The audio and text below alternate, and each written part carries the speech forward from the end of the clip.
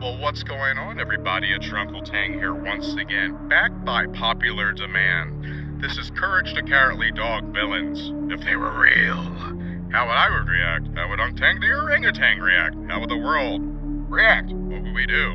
Let's find out now. So coming in at number 1 of Season 2 of Courage the Cowardly Dog Villains is Robot Randy. Comes to Earth. Let's just say he comes here. Does the same thing. Has a laser head, do. We could take him down. I personally wouldn't be able to do anything against Robot Randy. I would definitely need Unc Tang's form. But the problem is retaliation. He would definitely, before dying, would send a signal, and all his other buddies are going to be coming, and we're going to have to deal with a lot of robots, and we might actually lose that, because I remember a lot of them. Next. And next on the list is the terrifying Schwink. Bushwink. And you don't even get me started on him. He would be very easy for us to destroy if he was real. But what about his secret pet that consumes flesh in that little mouse hole? Some say it's a hamster. Some say it's a mutant cockroach. We don't know, but Eustace definitely does. And don't get me started on all the rooms in this horrible place, such as the Violin Girl. Next. Everybody in this show has some pretty messed up teeth. But anyways, this is Basil the Burglar, trying to, hold Mario and Eustace at ransom and hostage. But this happens all the time, every day. This is a burglar. They are real, and we know what to do. Next. This is not a friend of Unc Tang the orangutans. This is King Kong from Courage the Cowardly Dog. He literally eats the banana people. All the banana people. In the future, there's nothing but banana people in this episode. So let's just say everyone was a banana person. He came to Earth and the monkey was the sky. We remember. Maybe you don't. He's just a big ape. Bang, bang, bang. Done. Unc Tang could do it, but I could probably do it too. He's literally just a banana-eating ape thing. Next.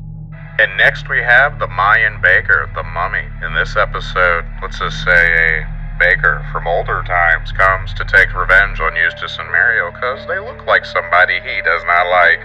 Well, it turns out Courage, saves the day and, lets them know, well, hey, it was all a frame. Well, if this was real, if the mummy was actually real, would say it did. It depends. I mean, if it's just one, we should be fine. Just keep blasting until there's nothing left. They are technically already dead, so learn from zombies. Next. And next, this is the death scene justified, is the insane Dr. Gerbil, a psychological horror episode of Courage the Cowardly Dog. This dude is insane. Literally likes to shrink people, do all sorts of experiments on humans. But can you blame him? Because who's the guinea pig now? Who's the gerbil now? Who's the mouse now? Who's the ready to experiment on a lot of animals? It's bad. But if he was real, flamethrower, boom, boom, he's gone. I mean, just be careful he doesn't invent something too crazy. Get him fast. Next.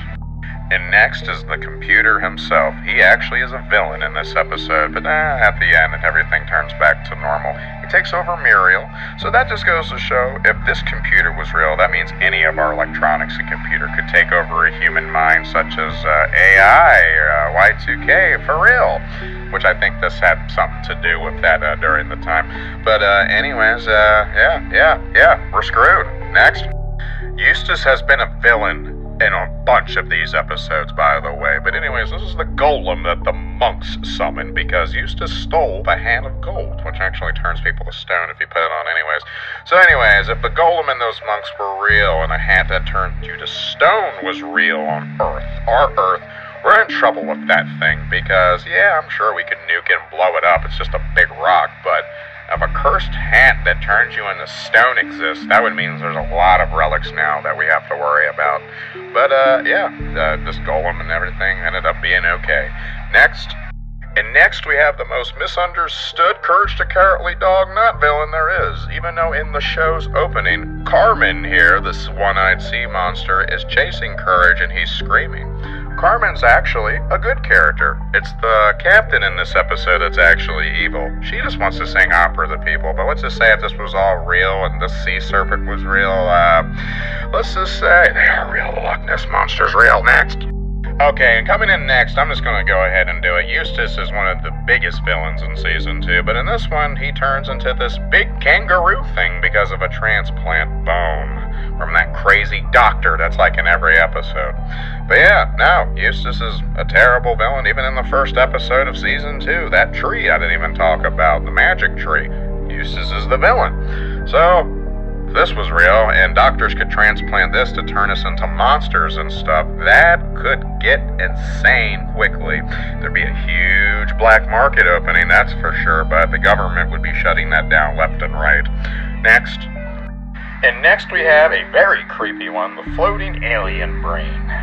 He is not even the main villain in this, but this is what everyone remembers. Literally, when he takes that head off, he's just an exposed brain with eyeballs. He has the power to do a lot when it comes to DNA, and he steals people parts and a bunch of other fluids and information.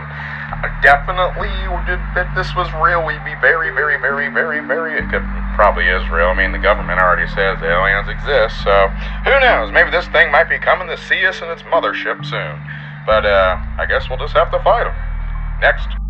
Coming in next, we have the Whip, which looks exactly like Eustace, but a cowboy version. It's just Eustace with a whip. And, yeah, no, it would not really be that hard to take him down. I could do it, most likely. So could you.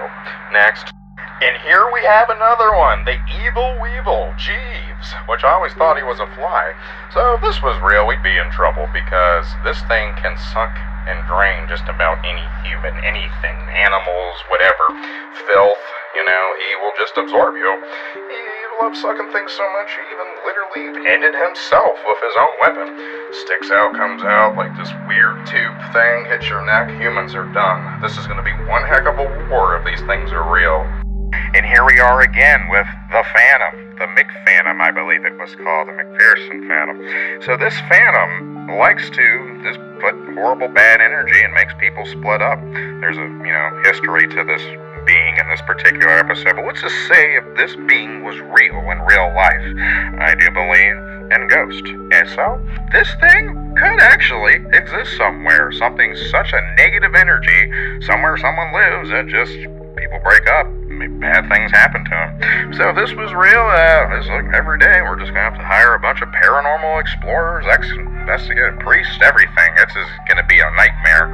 A lot of people will die and go crazy. So here we go. Let's try it. Oh, get me off this hideous man, the spirit of the harvest moon. So, if this thing was real, we would be in trouble, because not only does it have supernatural power, such as it can raise temperature to scalding molten hot levels. The only thing apparently to banish it is just you have to grow a flower. Seems easy, right? Well, not in the middle of nowhere, so if this thing was actually real, I guess we would just have to appease it by growing a flower, so easy, right? Well, let's say that didn't work. An exorcist, perhaps? Looks like I'm going to have to call in Unctang the orangutan. Next. So you thought tremors were bad, did you? How about the sand whale? So anyways, the sand whale, he's not necessarily a villain, but he is very, very mad because Eustace's dad or something stole an accordion. So let's just, for a second, think if these things were real coming out of the sand. Sand whales, they would only come out of sandy areas.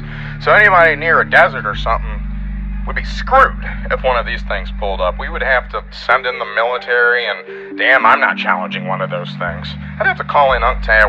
You already know, sand whales would suck. Just give them back the musical instrument, they'll go away. Next. And lastly, we have the depressed, evil Dr. Zalos, there we go, trying to pronounce that, and his evil little rat henchman. So, if this guy, this scientist was real, we would be in some serious trouble. This guy literally created cannonballs that make you depressed, suicide, or everything, like really sad.